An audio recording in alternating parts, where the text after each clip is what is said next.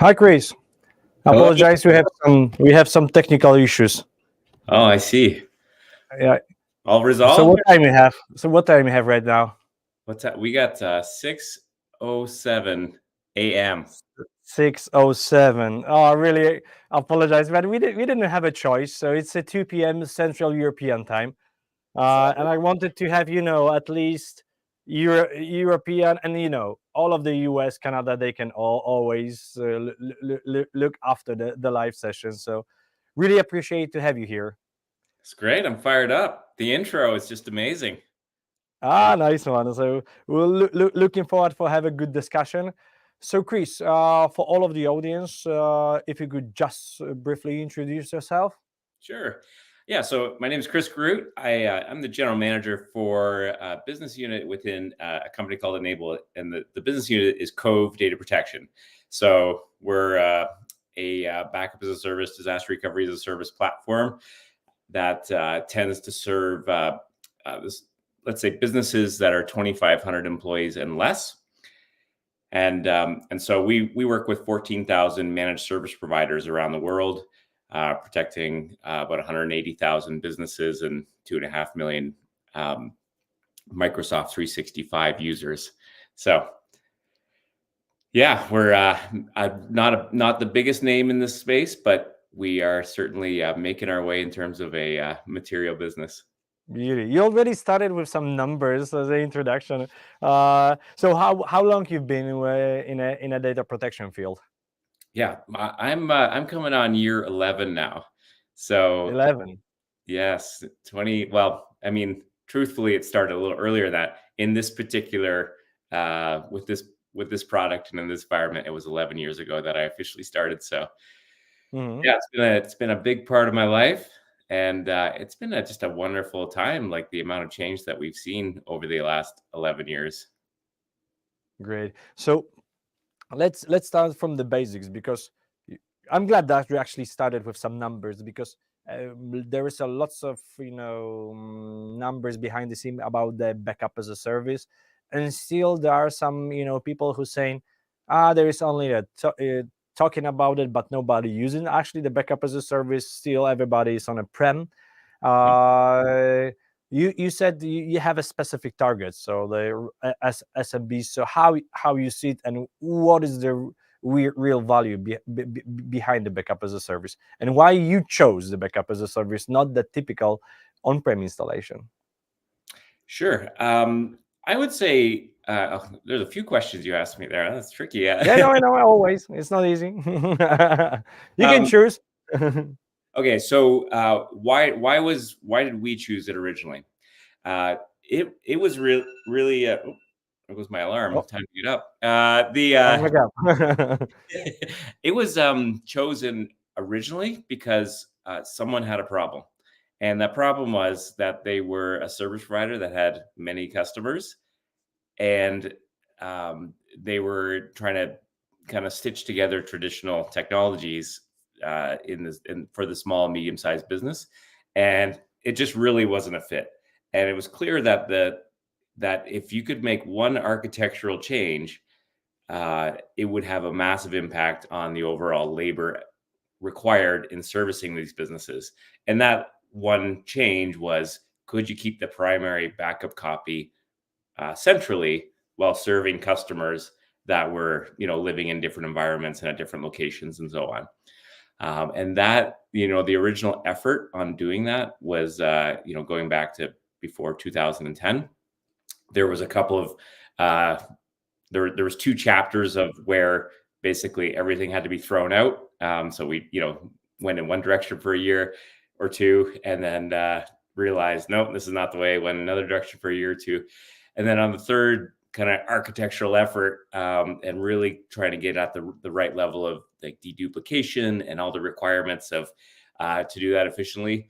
The third try, very early on, we got it right, but we were well ahead of kind of where I think the market was at the time.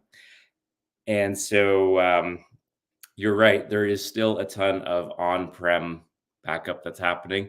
It's still a very practical, it still works, but certainly the trend and that where we see the adoption is looking more and more at the as a service model, and we're seeing that we're catching that wave, especially in the last 3 years. It's really accelerated.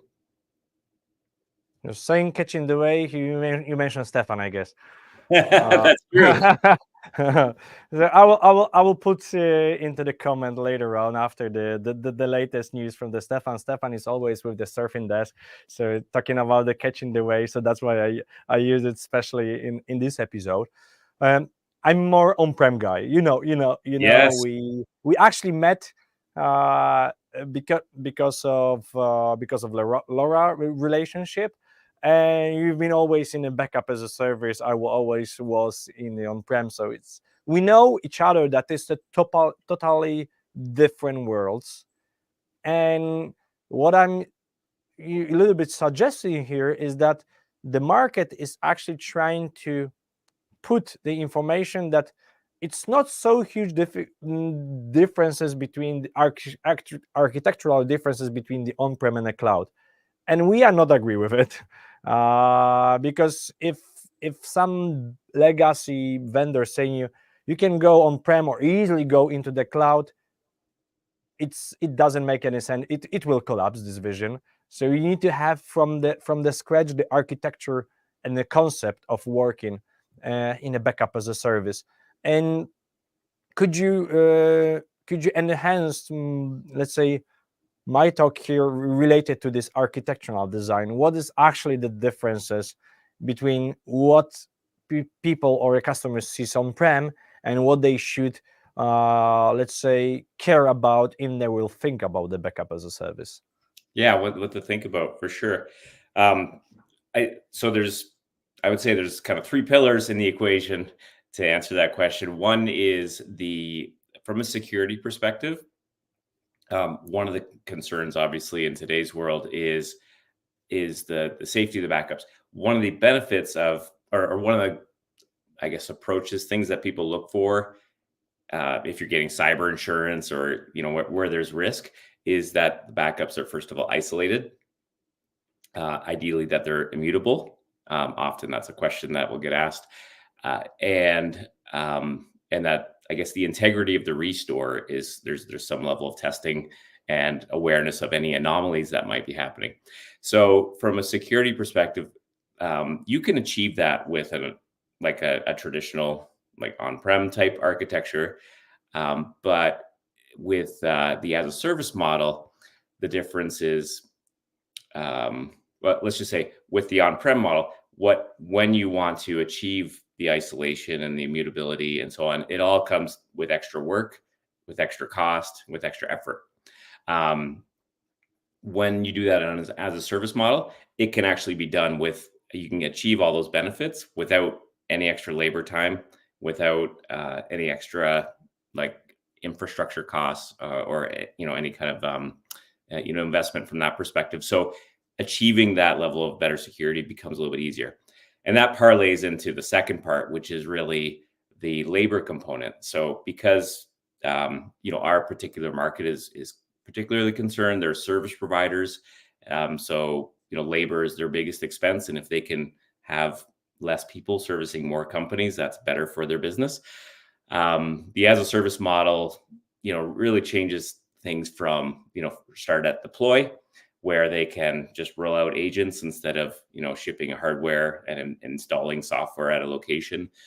So there's a real time to value aspect, and the nice part for them as they scale out their businesses is that those people that work in their companies can then be working on more interesting projects instead of spending time on the backups. You're saying it's good to spend the time for the backups, so you should encourage everybody to spend some more time.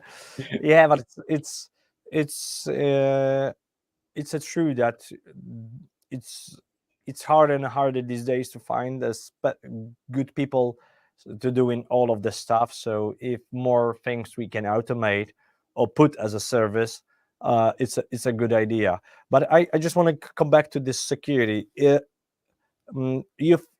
see that end users, customers who are using N-able through the managed service providers that we are cooperating with, they ask many questions related to the security, or who owns the data, is it more secure than on-prem? Because in Europe, for example, we've seen, and we have lots of this kind of the question. I would like to go into use the backup as a service, but I feel more comfortable still on-prem. So the journey to the cloud, it's much more complicated, I guess, these days in Europe still than in the rest of the world. How you see it? I would agree that North America is probably has led the way a little bit, but this product was actually born out of the Benelux, out of the Netherlands, and so there is a place there. But you are 100% correct. The journey of getting comfortable with having data offsite, and I would say we experience that more in Germany and the DACH region in general, as an example. That's a real thing. What I would say in terms of what that journey looks like is it's kind of parallel to Microsoft 365. And so if you think back to 10 years ago, everyone had their on-prem exchange and they had their file server. And there was a lot of groups that were hesitant for security reasons and for a lot of other reasons. And what happened over the last 10 years was two things. One was they enhanced the level of risk mitigation that Microsoft comes with the cloud offering, and people's mindsets changed. They realize, I don't want to be doing all this work anymore. There's a whole bunch of risk of me managing my Exchange server because it's constantly under attack right now. And so if I can shift a lot of that responsibility to Microsoft and just get into managing users instead of managing all the infrastructure, I'm actually not only in a much more secure place, I'm doing a lot less work. So the story is very parallel for any SaaS based approach in terms of the model, but it's just been a little bit slower in terms of I think on the backup and disaster recovery side for people getting comfortable with that.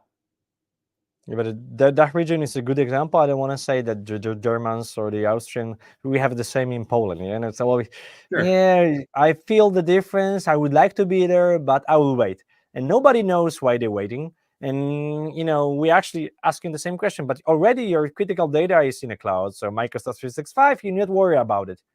Yeah, right. But it's the Microsoft. Okay, so let's wait. So Oh, I was just going to add on one of the other parallel stories. If we think you'll remember, us being hyped up about the cloud in 2007 and 2009, right? It was in 3 years, there was going to be no more on-prem computing, it felt like. And here we are 15 years later, and there's still lots of on-prem computing. Yeah. That wave of expectation just takes longer than most people expect. But what I do love in a backup as a service approach is that when you trust and you start and you properly managed, you totally have a less work afterwards to do. Even if I'm comparing to store, I don't want to put the bad things on prem because I'm in on prem, but it's still, we demand some more maintenance than it used to be if we were building a service. It's a part of the deal.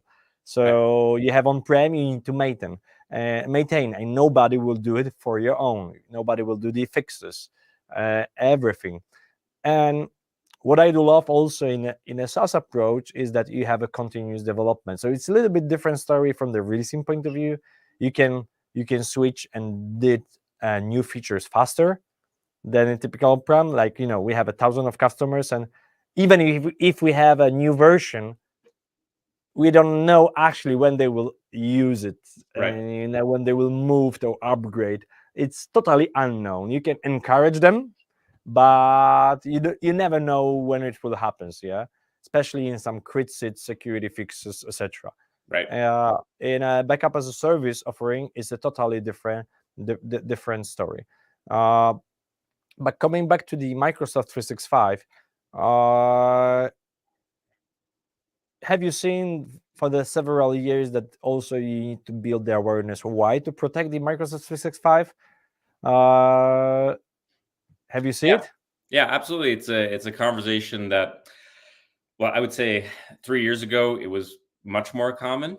Mhm. But, that there's been a shift once again, that we see that now it's moved to much more like you just have to, like that would be the attitude of the service providers. This is how we roll. It's part of the deal. But I wouldn't say that that means that I think there's still a lot of green space in this field of backing up Don't SaaS. say green space because we'll start to talk about Vim. All I got you. right, all right. We'll keep green out of it. Yeah, green. Take the green out of it. So more Oh, that's space. funny. More space.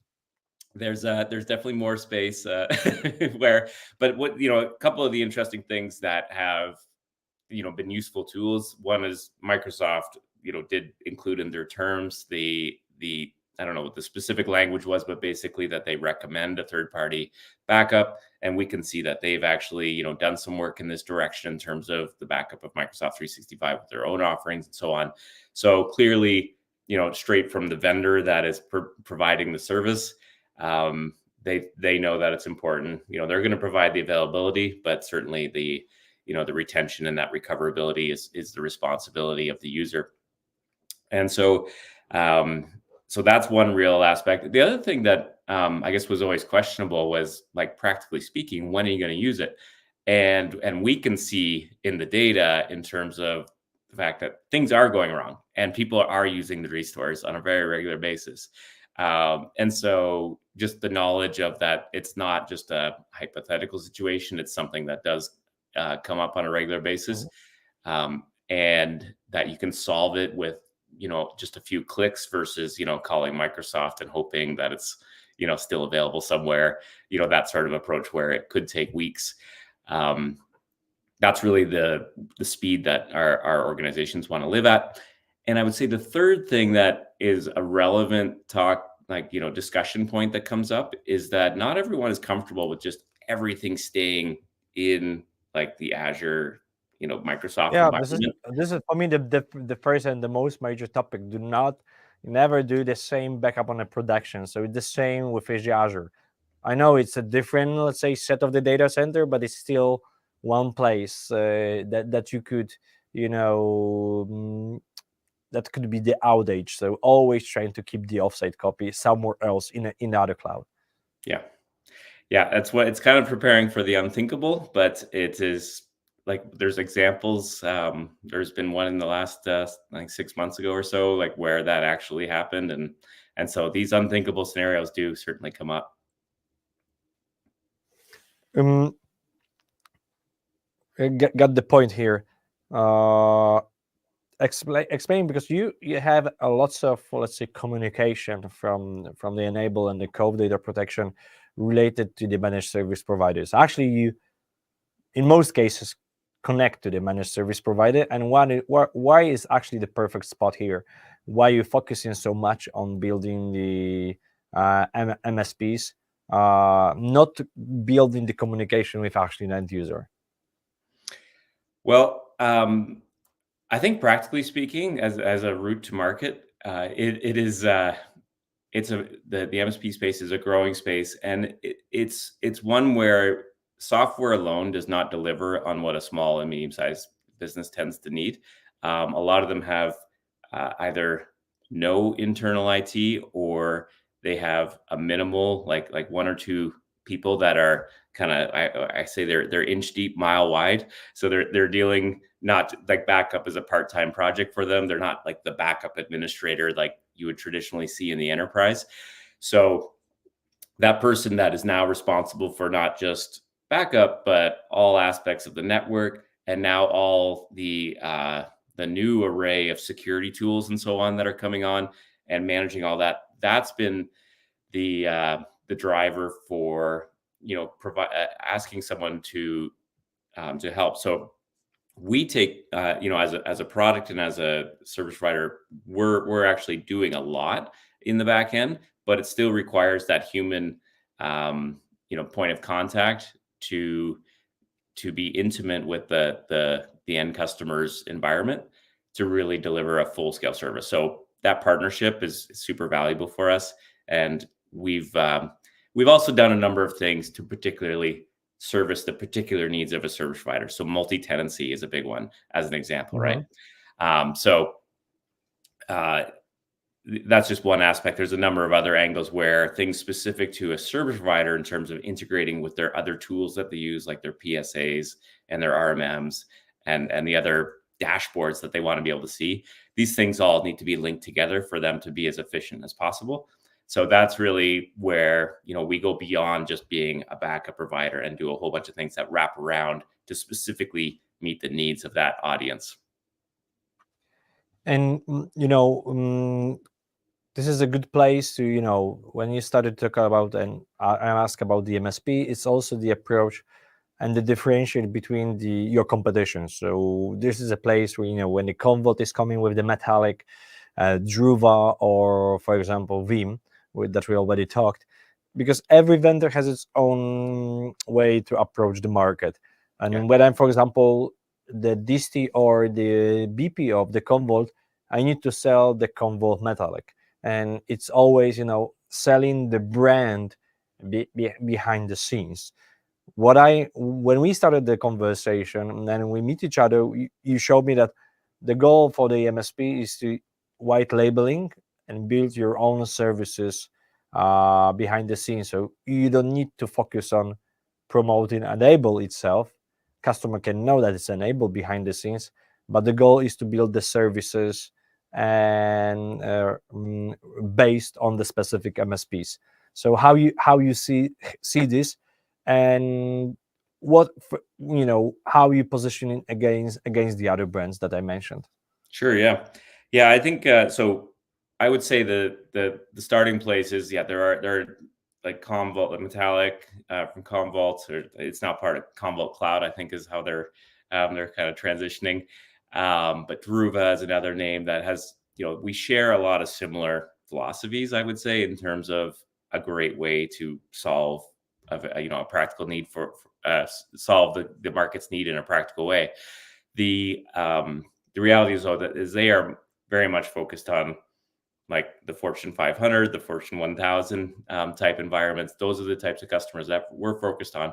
And I kind of jokingly say is that we're focused on the Fortune 5 million, which is the long tail of companies. Now, we definitely have customers that are above 2,500 employees, but the vast majority are sitting at that level. And the needs are a little bit different in terms of the workloads. So I would say that's one point of differentiation. So, like Kubernetes, as an example, is an interesting topic. We don't see it coming up very often in our specific segment. Whereas, a Commvault, that would be something that they're talking about in terms of their approach. So workload coverage is one aspect. And then the pricing and licensing packaging sort of equation. There's differences there in terms of the way larger organizations prefer to consume versus smaller, more nimble environments. So there's a number of differences where it slices up differently, and overall just the budget sizes are different. So delivering a different set of needs, but we do all share the same needs around like cyber insurance and cyber resiliency. So the security aspects, I would say we play on a very similar playing field. And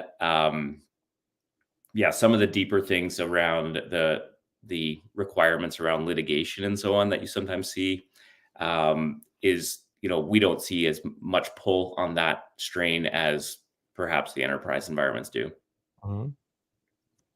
What is the common usage when you have a small customers? Of course, you will not see the Windows. It's 99% is a Linux and AIX. Yeah, it's obvious, and no Microsoft SQL. So in most cases, the open source databases. So I guess, of course, Windows plus MS SQL. Yes. Yeah, that is by far the most common combination of applications that we see that we're protecting. So yeah, Windows is dominates in that space. We do see like Linux, does come into purview. For us, we do have a very sizable workstation or endpoint protection, and in there, probably 10 to 15% of that is Mac. So we also support that direction. So there are definitely different flavors. But if I had to say what's Mhm. the bulge bracket, the 80%, it's servers. That's where all the valuable data sits, and it's running Windows, and within that there's lots of SQL, as well as other things. But yeah, that Mhm. is the bulge bracket for sure. What about the virtualization? What do you see on the market? So you focus more on the agent side, yes? Yeah, Uh, so I mean, we're a little bit independent in terms of our approach, and some people we have to they're surprised by this and surprised in a delighted sort of way. But for us, if we're protecting a physical server, or we're protecting a virtual server, or if we're protecting a server that's running in a hyperscaler like AWS or Azure, um, we essentially treat the process the same. So we back up to achieve the level of efficiency that we need to basically, just by quick little numbers. If we look at traditional image-based solution like backups, like something like you'd get from a Veeam, we move 60 times less data. So where there's a change rate of maybe 6% with a traditional image solution, mhm. we're moving like 0.1%. So that's a massive difference, but it's one of the kind of underlying foundational keys to making this system really work at scale. And so the way that we do that is we capture the data from within the guest. And so when you take that approach, one of the side benefits is that whether you're protecting a physical or virtual, whether it's in the data center, on-prem, or if it's in Azure, you can treat it all the same. And that, again, that standardized kind of operation of um, protecting things is a real benefit, actually, that was a bit of an unintended consequence in terms of how But, we do things. but actually, this is the one of the huge differences between our philosophy, because we, for the first 10 years, went with the agentless approach, Right. and you actually started with the agents. And so we have that's why focusing on this, we can say, the same market with the different approach, backup as a service on-prem, is totally different things. You, without the duplication, will not go so far. So for you, the dedupe ratio is a crucial to to Right. get the better upload, faster backup process, and the recovery. From my perspective, dedupe is not the most important part, because in most cases I'm on-prem, and the guy is saying, okay, we would like to get that 2-3 times less storage, but more important is the time of the restoration, if the more data we're collecting, because nobody asking, even in on-prem, when you're using the dedupe, you always hurt by the recovery time. Always, there is no technology that will gives you the same speed of recovery comparing to the backup. When you're talking about the cloud, by default, you are, let's say, um, good with this bandwidth restriction, yes. Right. So you are, but we're talking about the less amount of the data based on a specific market that you are connecting with. uh, so still, you said about the Convolt, I don't believe that the metallic is the, I believe that they most treated than enterprises. I do not believe that the backup as a service is good for the enterprises today. Still, I'm not a huge fan of it. It's this totally different story when we speak about the small customers, like 5-10 servers, 1 terabyte of the data, and problem with the lack of the resources. Pushing the enterprise, mid-sized customer and enterprise customers into the backup as a service, still, it's not the best idea. But I don't know that the friends from the Convolt or from the other companies, they don't have a choice. They need to show more subscription model from the investors or the market, because you need to show MRR instead of ARR. We know how to do.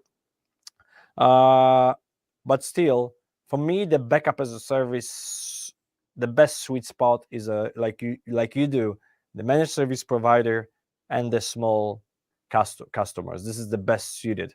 This is like, still on-prem installation is best suited for the bigger customers when you have a knowledge, more specific application, customized way how to do it. And let's make honest, every enterprise has its own way how to secure.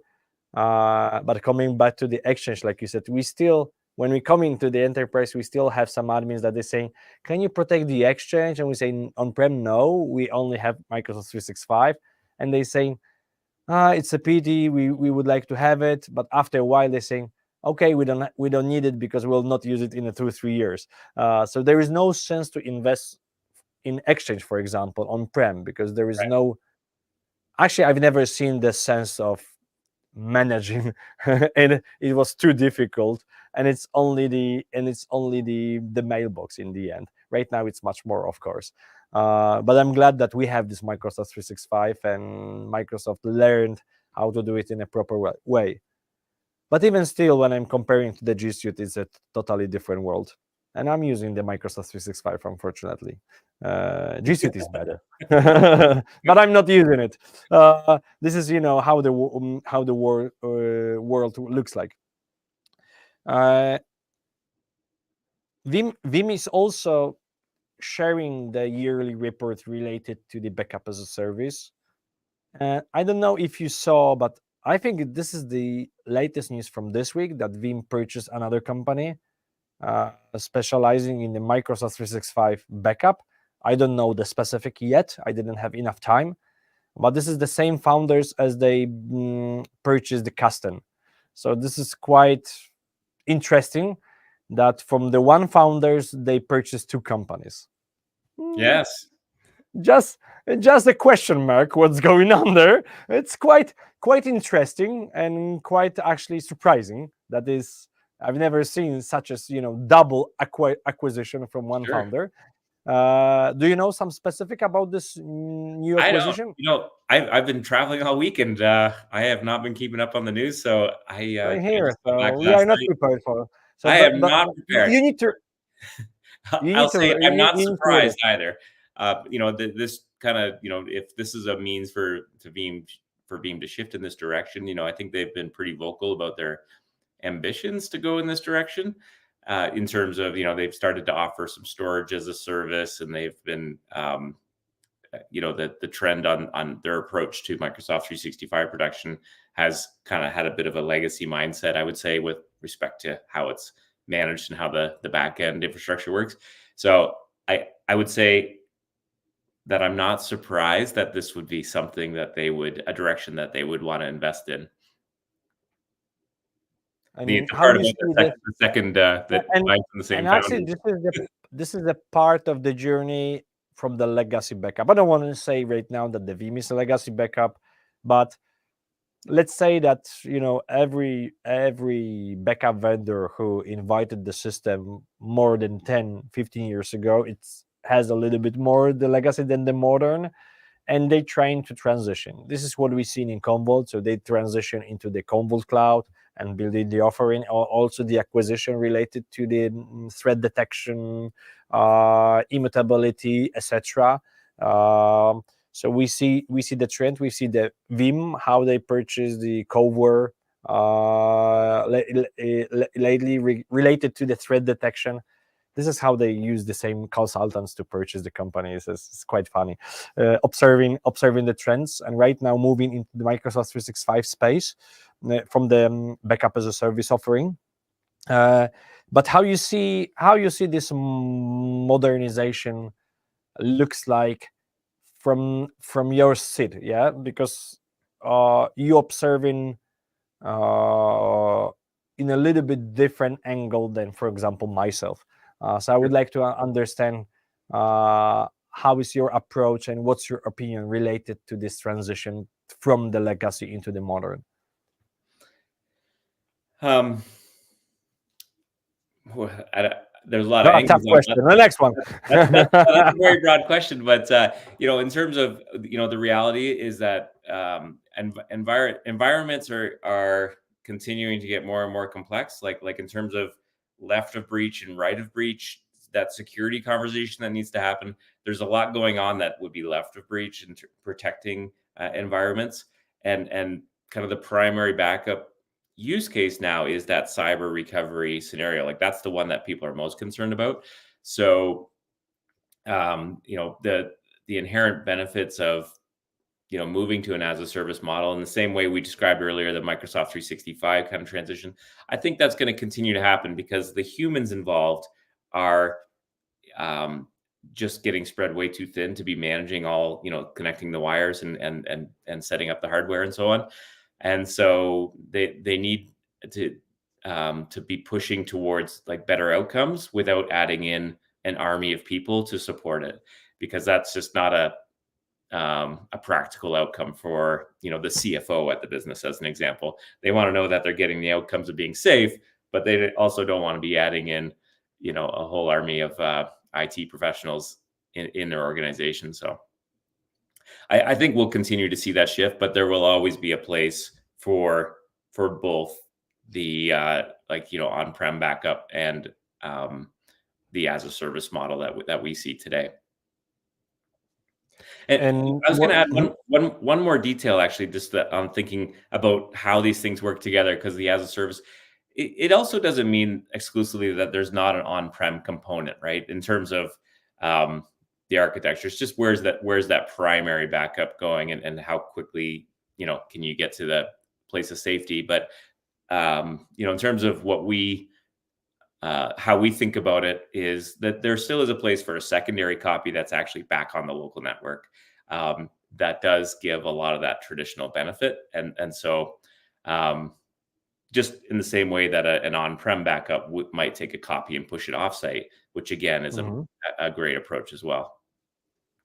And this is a good point, because you just started mentioning from the technically the potential cooperation that we are working with.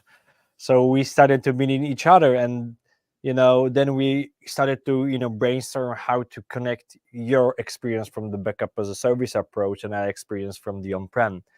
Our key advantage is that we have more than 15 different hypervisors protected with the agentless data protection, but we do not feel comfortable from the backup as a service offering. And honestly, we will not be ready as a store in the next few years, because it's demands building something from the scratch.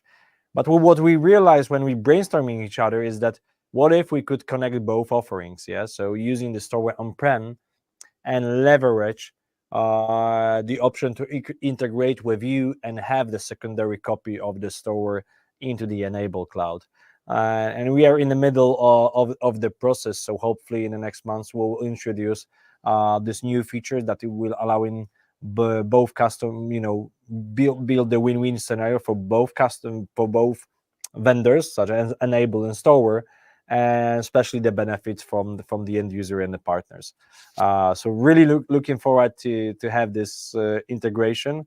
If you will have more questions related to it, just ping me on Priv or Chris, so we'll explain in details. But in short, we would like to utilize N-able cloud as a secondary copy for the store with the deduplication native feature that allowing us to store less data with the huge dedupe ratio, because this deduplication works really good, and we've been quite surprised how good technology you have behind the scenes, and you do not talk about it so much. There are other vendors who say more and have a less experienced team, believe me, but somebody is better in the marketing, PR, not in the technology. So you are connected into both worlds. But so really congrats.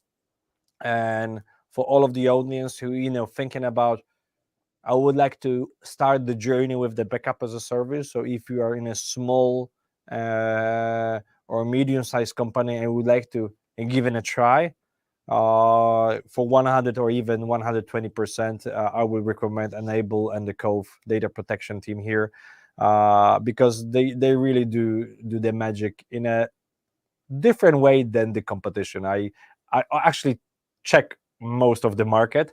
So if you believe in from time to time what I'm saying during the episode, or believing in my experience, just give it a try. So I will not say more good things about the N-able on this session. Okay, it's enough.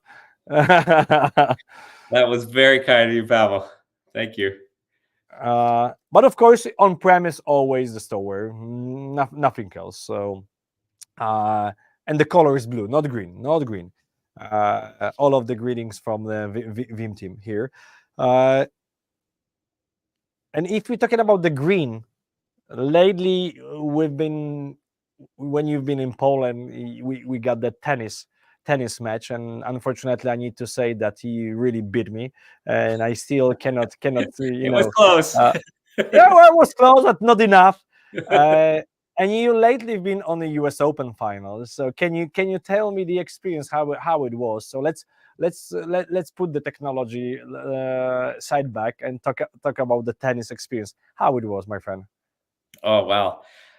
Well, just for the audience, just to know, Paweł and I share this passion for tennis, so that's the starting place.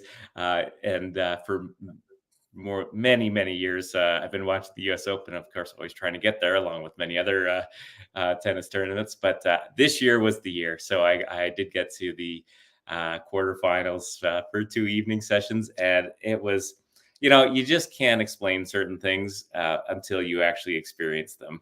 And so just being inside of Arthur Ashe and understanding, getting that real feel of how you can feel the energy of the players and what the crowd is. Everybody's saying this is the most crowded and the most loud tennis court on the world. Yeah, so is it true? Yes. I guess. Oh man, the comedy in the stands is just outstanding in terms of, people are yelling and people are on their phones, but they're really passionate about their tennis, which is a lot of fun. But I think for the players, what matches you watched during the quarterfinals? Who did I watch? Oh, yeah, it's a couple weeks ago. I gotta remember now. We had Medvedev versus Sinner, I think, and on the ladies' side, we had Pegula versus your girl Iga. Swiatek. So, unfortunately, Swiatek. Oh, sorry. So yeah, and then a couple other great matches. The names are just escaping right now. That there was Mr. Dimitrov. But you saw the synod, so this is the most important. That was the most important thing. That was very exciting. Yeah, my friend who saw him a year ago, and they said, "Oh, this guy will. This is the totally difference. The feeling of the ball, it's incredible." So everybody who passionate about tennis, when they see him live, they say he's out of this earth. Is one of the things that I never observed before, like on television. But when you look at the pace of the ball going back, it's like this. It's just he's hitting harder, and just eventually his consistency overcomes every time. So really impressive. Beauty. Hopefully there will be time that I will also go on an Ashe Stadium, and next time when you will be in Poland or me in Canada, so we will do some matches, and I will prepare myself better next time. So let's finalize our session with. I would like to build some analogy between the tennis and the backup as a service offering. So this is quite of the challenge. So what kind of the analogy you think about? Let's take the word precision. So how you would like to build the analogy based on it? Well, I mean, one element of tennis is, playing with the margin of safety. You don't want to be just this far above the net every time. You want to, because, things can go wrong. So certainly, it is a means of achieving a great deal of data security. And so just by architecturally having a natural advantage, keeping that margin of safety is one angle to the analogy, I would say. Mm-hmm. And then consistency word. What do you think? I also super important. Yeah. And then of course, ultimately it comes down to when the opportunity is there, is that you've got a great deal of performance on a regular basis, but when you get yourself into trouble, you got to be able to recover. And so having that slice ready to go when someone's got overpowering is a great tool. And then the third one, the injuries, because this is the word that it could be connected to the both worlds, data loss and the injuries. That's true. Uh, You need to avoid the injuries at all costs. And if you have an injury, you need to have a proper staff to help you with it to come back to the proper route. So in this case, if you build in N-able, working with an N-able, you need to trust, and so they will help you to go on the proper track, even if not in a second, so at least in a minutes or the hours.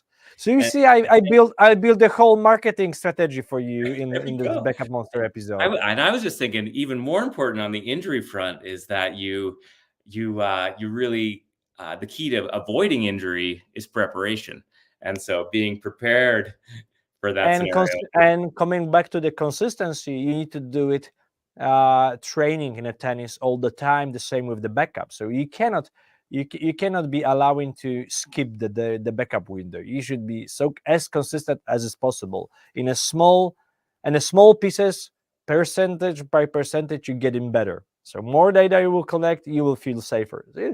There is a huge amount of the story that we can work on it. So beauty. Amazing. It just happened. So it's not only That's how the soup is this, made, folks. That's how the soup is made. yeah. Just So like this is the alternative center of the communication to the Stefan Voss. So catching the wave. Right. So you need to build your own communication here. So this is a quite challenge after this episode. So Chris, I guess we would like to close the session. So really appreciate for your time. So Chris Groot, the general manager of the N-able company and division of the data protection called Cove Data Protection. So if you're looking for the innovative backup as a service solution, Chris is the right person to contact, or his team.